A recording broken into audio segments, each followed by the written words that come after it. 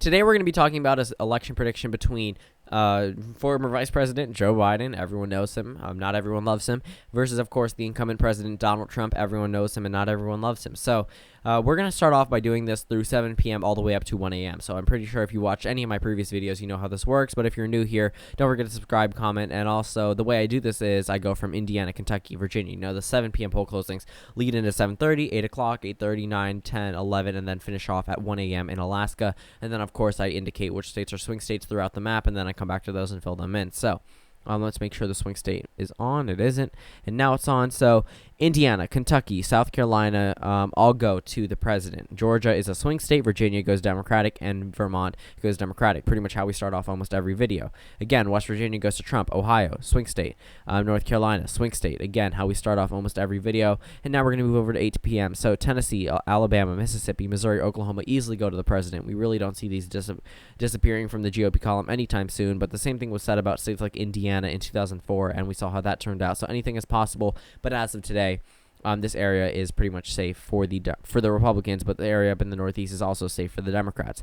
Up in Maine, Trump will carry that one district from the 2nd district, but he won't carry New Hampshire, and he also won't carry Pennsylvania. Joe Biden was born in the state of Pennsylvania, became a senator in Delaware, pretty close ties to the white working class, so we'll see how that helps him in the Rust Belt. Illinois goes to Bernie Sanders, my bad, Joe Biden, of course, and this puts them at 155 electoral votes to Donald Trump's 77. 8:30 rolls around, Arkansas goes to Trump, and then 9 p.m. Louisiana, Texas, Kansas, Nebraska, South Dakota, North Dakota, Wyoming all go to President Trump, but that 2nd district in Nebraska is considered a swing district. New York goes to Vice President Biden, and the Rust Belt goes as well. And my reasoning behind the Rust Belt is mainly because Joe Biden easily is able to relate to the Rust Belt much better than Hillary Clinton. He was born in the Rust Belt, first of all. He appeals to the white working class. His backstory is everything. And, you know, the way that he's built up his political career and his life really would resonate with these white working class voters. Keep in mind, this is the weakest area for the president in 2020, and also his approval ratings are the lowest here, whereas Vice President Biden was pretty popular amongst the United States. Colorado and New Mexico easily go to Vice President Biden, and Arizona, of course, as always, is a swing state. Well, not as always, but in modern the modern political stance, it's usually a swing state. Utah, Montana go to Trump at 10 p.m. Iowa, of course, a swing state. Nevada, also a swing state. And then 11 p.m. rolls around, and this is where the Democrats get a huge boost.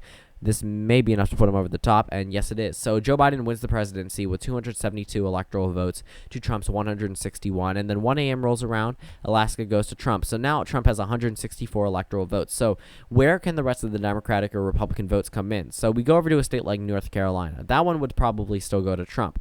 Georgia and Arizona, with pretty conservative ideals, would probably stay in the Trump column very narrowly. But when we look at the map, we have 272 electoral votes for Vice President Biden and 206 for Donald Trump. Donald Trump will likely hold on to Nebraska's 2nd district. Joe Biden does not have the best Midwestern appeal compared to someone like Bernie Sanders, and it may not be enough to flip a state like Nebraska.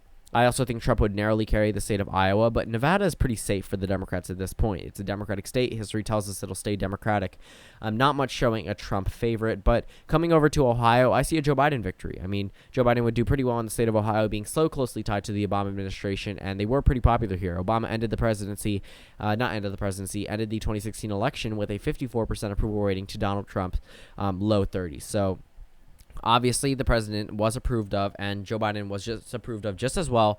And, you know, the country loved Barack Obama. Well, not loved, but the majority of the country liked Barack Obama. And that's enough to help Joe Biden not only get the minority vote, but he also resonates with the white working class a lot better. So he gets the minorities, the white voters, and a number of other voting bases, including independents, which would ultimately secure his victory in Ohio and a state like Florida. And that leaves me with my final electoral map with 325 electoral votes for Vice President Biden to 213 for Donald Trump. Thank you guys for watching this video. Comment down suggestions below, and I'll see you all tomorrow.